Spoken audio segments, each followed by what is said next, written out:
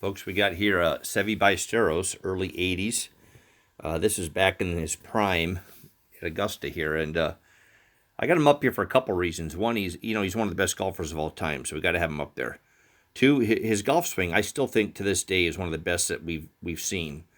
And, it has a mix of both old school, new school, and everything in between. But you got to realize back in the early 80s, the predominant instruction going on at the time was head very still and swing the club, number one.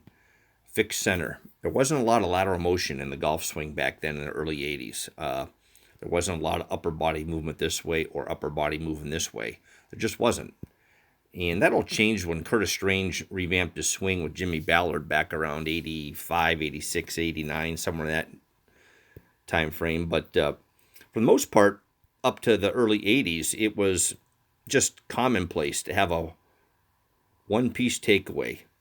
And, Seve was not the norm. He didn't have instructors like we do today. Definitely didn't have technology. And he just learned everything himself. But look at this position at 3 o'clock. This is way ahead of his time. I mean, you look at his lead arm and the club shaft. He's almost at full wrist set, or is it full wrist set? He is. He's at full wrist set, and he's not even to the top of the swing yet. If you compare that to a Nicklaus back in the 70s, and Jack had hardly any wrist set at this point, and he didn't have much at the top either, for that matter. But Seve was you want to say he was a hands player, but he was a field player. He just set his hands early, and now today, 2023, 24, that's been kind of the norm to set the hands earlier. And also, let's look at this now for a second. Look how much he's moved off the ball with his upper body, his head in particular. See how much motion he has in his head?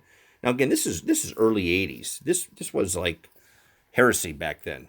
Now the head fluctuates laterally up, 2, 3, 4 inches on both sides of the ball nowadays. But this is way before any type of instruction in golf gurus got to anybody. And it's amazing at impact. Let's get into impact here now.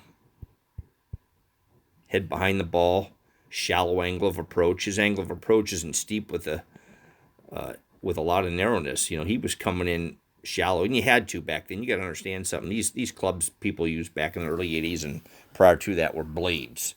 There was no ping cavity backs. There was no Mizuno cavity backs. They were sharp edge blades with sharp leading edges. So you had to pick everything.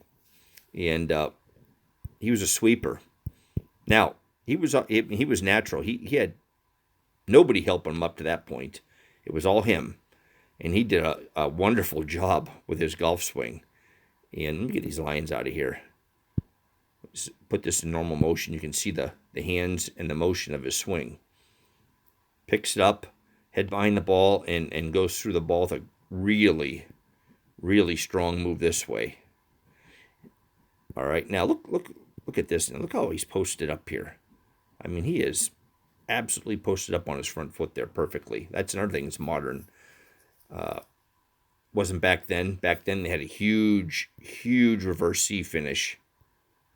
And like I said, he had a lot of stuff that was more current now in his swing.